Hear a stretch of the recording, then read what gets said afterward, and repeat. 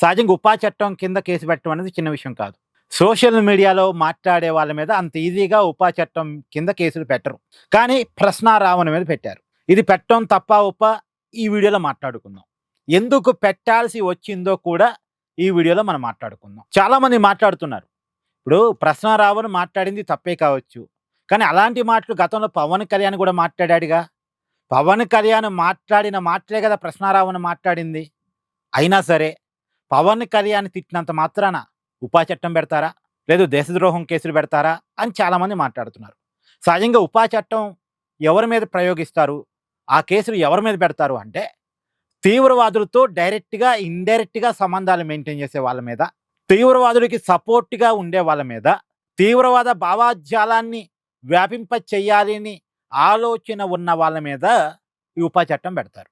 మరి అలాంటి పెద్ద కేసులు పెట్టినప్పుడు సహజంగా ఆ కుటుంబ సభ్యులకు కూడా బాధ అనిపిస్తది. ఇప్పుడు వాళ్ళ భార్య ప్రశ్నిస్తుంది. వాళ్ళ భార్యకి కూడా మనం సమాధానం చెప్పేటువంటి ప్రయత్నం చేద్దాం ఒక్కసారి. అందరికీ నమస్తే అండి. ఏపీ గవర్నమెంట్ కి ధన్యవాదాలండి. మమ్మల్ని మీరేం చేయాలనుకుంటున్నారో మాకు అర్థం కావట్లేదు, కానీ మా వారిని స్టేషన్ల మీద స్టేషన్లు తిప్పుతున్నారు. ఆయన నిజంగానే తప్పు మాట్లాడారంటే కేసుల మీద కేసు వేస్తున్నారు. వాటన్నిటికీ ఆయన బెయిల్స్ తెచ్చుకుంటున్నారు, మళ్ళీ వేస్తున్నారు, మళ్ళీ తెచ్చుకుంటున్నారు. బట్ ఎందుకండి ఇంత హెరాస్ చేస్తున్నారు? అవసరమా మీకు?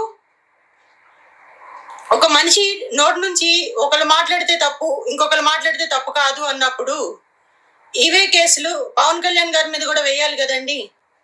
ఆయన మాట్లాడిందే మా వారు మాట్లాడారు. మా కుటుంబం మొత్తాన్ని చంపేయాలనుకుంటే ఒకేసారి చంపేయండి. ఇలా కేసుల మీద రోజుకొకటి నాకున్న పసిపిల్ల చాలా బాధపడుతుంది. వాళ్ళ నాన్నగారు సరే, ఏమో పడుతున్న బాధ సరే అది విందాం. కానీ అంతకంటే ముందు ఏమేమన్నది, పవన్ కళ్యాణ్ మాట్లాడిన మాటలే కదండి నా భర్త మాట్లాడింది. విషయాన్ని ఇలా తీసుకెళ్దామని తీవ్రమైన ప్రయత్నం జరుగుతుంది. కానీ మీకు ఒక బయట వినిపిస్తాను. అలా ఎప్పుడైనా పవన్ కళ్యాణ్ మాట్లాడా ఒకసారి? రామాయణంలో అరే నా కొడక, రామాయణంలో సీతను వదిలేసిన రాముడి గురించి నువ్వు చెప్పి అది చేపించరా, ఈరోజు అగ్ని ప్రవేశం చేపించరా నా కొడక. నువ్వు సీతని వదిలేసిన రాముడిని ఆదర్శంగా తీసుకొని ఈరోజు ఎంతమంది భర్తలు వాళ్ళ భార్యను అగ్ని ప్రవేశం చేపిస్తారని చెప్పని రోడ్డు మీద అడగరా నా కొడక. లేదంటే మహాభారతం తీసుకొచ్చి ద్రౌపదిని చీరలాగారు, మన ఇతిహాసాలు అవి చెప్పినాయి అని చెప్పరా నా కొడక. నువ్వు ఏం చేస్తున్నారు మరి క్రిస్టియన్స్? సనాతన ధర్మాన్ని ఒక్కొక్కసారి కొంతమంది ట్రోల్ చేస్తూ సన్నాతుల ధర్మం అని చెప్పని అంటారు. దాన్ని బూతు కింద కూడా వాడతారు. అలా అంటే ఎలా ఉంటుంది? సొంత రాజ్యంలో తరిమించుకొని రాముడు అని చెప్పనంటే ఎలా ఉంటుంది? రాజ్యం పోండి అని చెప్పని తరిమించుకొని అడవిలో అడుక్కు తిని అని విన్నారు కదా. హిందూ మత దేవులని కించపరుస్తూ ప్రశ్నారావణ మాట్లాడాడు. అయినా సరే హిందూ దేవులను కించపరిచినందుకు కూడా అతని మీద దేశద్రోహం కేసు పెట్టలేదు. మీకు ఇంకో విషయం, పవన్ కళ్యాణ్ తిట్టినందుకు కూడా ఈ ప్రశ్నారావణ మీద దేశద్రోహం కేసు పెట్టలేదు. మళ్ళా చెప్తున్నాను, పవన్ కళ్యాణ్ తిట్టినందుకు అతని మీద దేశద్రోహం కేసు పెట్టలేదు. హిందూ దేవులని కించపరిచినందుకు అతని మీద దేశద్రోహం కేసు పెట్టలేదు, లేదు ఉపా చట్టం కింద కేసు పెట్టలేదు.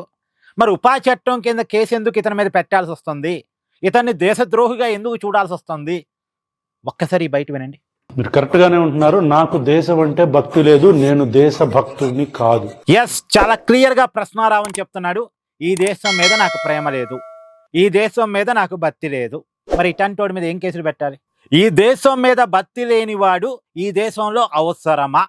బేసిక్గా ఈ క్వశ్చన్ ఎవరికి వాళ్ళుగా, పార్టీలొద్దు వదిలేయండి, రాజకీయాలొద్దు వదిలేయండి, భారతీయులుగా ఎవరికి వాళ్ళుగా స్పందించండి.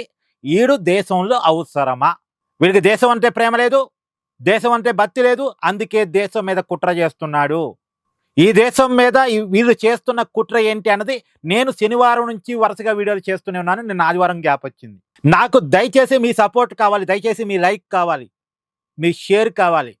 నేను వీళ్ళ వ్యవస్థీకృత నేరాన్ని కూడా తీసుకెళ్ళటానికి సిద్ధంగా ఉన్నాను. వ్యవస్థీకృత నేరం ఇది మళ్ళా నోట్ చేసి పెట్టుకోండి. అంటే ఈ ఒక్కడి చేస్తున్న ప్రయత్నం కాదు. ఇలాంటి దేశం అంటే ప్రేమ లేని వాళ్ళు, దేశం అంటే భక్తి లేని వాళ్ళు ఐక్యంగా పోరాటం చేస్తున్నారు. ఐక్యంగా చేస్తున్న పోరాటాన్ని మనం ఎదుర్కోవాలి. దానికి మీ సపోర్ట్ నాకు కావాలి.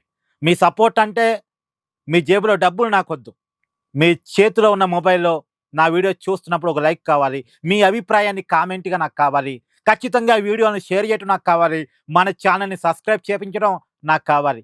నాకు కొండంత బలం మీరు మాత్రమే. మిమ్మల్ని చూసుకొనే మీకు విషయాన్ని చేరుద్దామనే ధైర్యం చేసి వీడియోలు చేస్తున్నాను.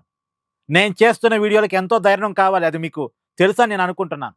ఎందుకంటే రాక్షసులు చుట్టుముట్టడానికి సిద్ధంగా ఉంటారు. అయినా సరే ధైర్యం చేసి ఆ రాక్షసులకి భయపడకుండా మీ దగ్గరికి వాస్తవాలు తీసుకురావాలనే ఉద్దేశంతో వీడియోలు చేస్తున్నాను. నాకు కావాల్సిందల్లా మీ లైక్, షేరు, కామెంట్ మాత్రమే. ఈ వీడియోలు ఎక్కువ అంటే మన వాస్తవాలని సమాజంలో పంపించడం మాత్రమే నాకు కావాలి. సరే, విషయంలోకి వెళ్ళినప్పుడు ఇప్పుడు ఇతని సపోర్ట్గా నిలుస్తున్న ప్రకాష్ రాజు, వీరందరికీ సపోర్ట్గా నిలుస్తున్న వైఎస్ఆర్సీపీ, వీరందరూ ఉద్దేశం ఏంటి? ఓపెన్గా ప్రకాష్ రాజు చెప్పాడు, నాకు ప్రశ్నారావునికి మధ్య సంబంధాలు మెయింటైన్ అవుతున్నాయని. మీరు ఒకసారి వినండి. ప్రకాష్ రాజ్ రావణ్ మధ్య ఆడియో లీక్. అంటే వేరే వేరే సందర్భంలో వేరే వేరే డేట్స్లో వేరే వేరే ఇష్యూస్ మీద నేను చేసే తెలుగు ట్వీట్స్, దాని సెంటెన్స్ స్పెల్లింగ్ కరెక్షన్స్ కోసం మాట్లాడుకున్న వాయిస్ మెసేజెస్ని విన్నారుగా. అంటే ప్రకాష్ రాజు ట్వీట్ చేయాలంటే ఈ ప్రశ్నారావణ్ స్క్రిప్ట్ పంపాలి.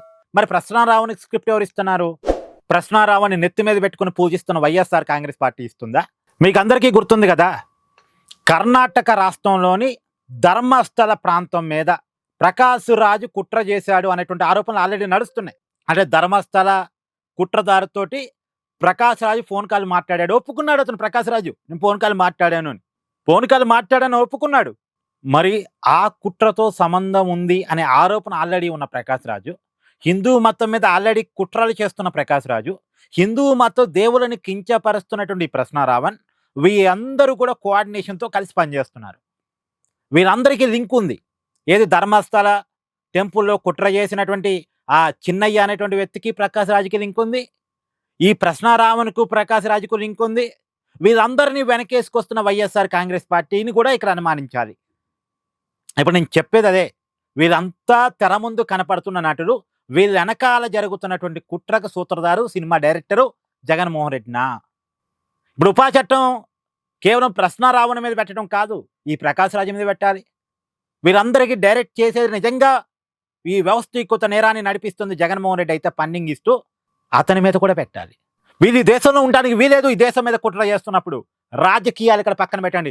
వైఎస్ఆర్ కాంగ్రెస్ పార్టీ కార్యకర్తలారా మీరు కూడా స్పందించండి. ఈ దేశం మీదకే వస్తున్నప్పుడు ఇక రాజకీయాలు చూడటం ఏంది? ఇక రాజకీయాలు చూద్దామా? మనకెందుకు పార్టీలు? ముందు దేశం కదా, దేశం ఉన్న తర్వాతే రాజకీయాలు. ఈ దేశం మీద కుట్ర జరుగుతున్నప్పుడు, ఈ దేశంలో సనాతన ధర్మం మీద కుట్ర జరుగుతున్నప్పుడు జగన్మోహన్ రెడ్డి పరకామణి చోరీని చిన్న చోరీ అన్నాడు. ఎందుకన్నాడు? ఈ సంఘటనతో లింక్ చేసుకోండి. జగన్మోహన్ రెడ్డి అధికారంలో ఉన్నప్పుడు తిరుమల తిరుపతి లడ్డూ ప్రసాదంలో నెయ్యిని కలిపారు, కెమికల్ నెయ్యిని కలిపారు. ఇది వైవి సుబ్బారెడ్డి గారు సుప్రీంకోర్టుకి వెళ్ళి వేపించుకున్నటువంటి సిబిఐతో కూడిన సిట్టు చెప్పిన విషయం, నా సొంత కవిత్వం కాదు. చంద్రబాబు నాయుడు గారు వేసిన సిట్టు కూడా కాదు. వైవి సుబ్బారెడ్డి గారు సుప్రీంకోర్టుకి వెళ్ళి వేపించుకున్నటువంటి సిబిఐతో కూడిన సిట్టు. అది చెప్పినటువంటి మాట కెమికల్ నెయ్యి. ఈ కెమికల్ నెయ్యిని తిరుమల లడ్డూలో ఎందుకు కలిపారు అంటే వైసీపీ ఇక్కడ లాజిక్గా తప్పించుకుంది. చంద్రబాబు నాయుడు గారు చెప్పినటువంటి యాన్యువల్ ఫ్యాట్ రాలేదు కదా అనేది బుకాయిస్తూ ఈ కెమికల్ నెయ్యిని కలిపిన విషయాన్ని స్కిప్ చేపిస్తూ వచ్చింది, జనాన్ని నమ్మిస్తూ వచ్చింది. వాళ్ళు తెలివితేటలు అద్భుతం, అమోఘం. సరే, ఓన్లీ కెమికల్ నెయ్యే కలిపారు. ఎందుకు కలిపారు? కెమికల్ని కలపడం ఏంది? నెయ్యిగా నమ్మించి అంటే దాని ద్వారా ఎవరు ప్రాణాలు తీద్దాం అనుకున్నారు? హిందువుల ప్రాణాలా? స్లో పాయిజన్ కదా కెమికల్ అంటే. లడ్డూ తింటాం కదా, బాడీలోకి వెళ్ళిపోయేది కదా. అంటే హిందువులకి స్లో పాయిజన్ పెట్టారు. ఒకటి.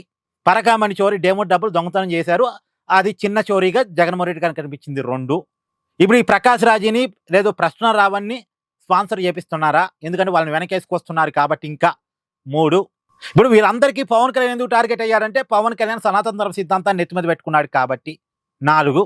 ఇవన్నీ చూసినప్పుడు దేశం అంటే భక్తి లేదని ఈ దేశంలో ఉండి డైరెక్ట్గా మాట్లాడుతున్న వ్యక్తి నాకు భావ ప్రకటన స్వేచ్ఛ ఉందని అంటాడా? ఎవరిచ్చారు భావ ప్రకటన స్వేచ్ఛ? ఈ దేశం ఇచ్చింది కదా. ఈ దేశం అంటే ప్రేమ లేనప్పుడు ఈ దేశం ఇచ్చినటువంటి హక్కు నీకెందుకు?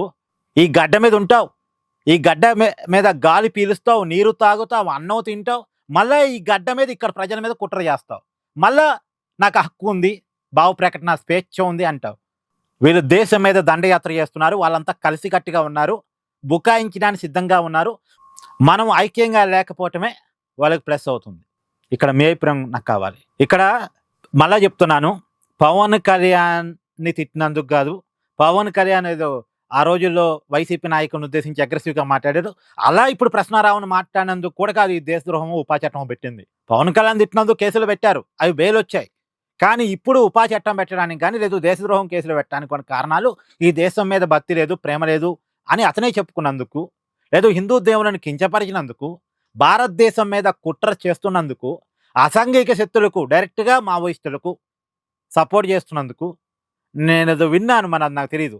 ఆపరేషన్ సింధూర్కి వ్యతిరేకంగా కూడా ఇతను మాట్లాడాడని. మరి ఇతను ఏమనాలో మీరే కామెంట్ చేసే ప్రయత్నం చేయండి. మళ్ళీ అతని పర్సనల్ లైఫ్లోకి నేను వెళ్ళట్టే, బయట తిరుగుతున్నాయి. అతను ఏదో అమ్మాయిని ఏదో వేధించాడని ఏదో రకరకాలు తిరుగుతున్నాయి. అతని పర్సనల్ లైఫ్లోకి నేను వెళ్ళట్లే, కేవలం పబ్లిక్ లైఫ్లో అతను చేస్తున్నటువంటి వ్యవహారం మీద మాత్రమే మాట్లాడుతున్నా. కామెంట్ చేయండి. Please do like, share and subscribe this channel.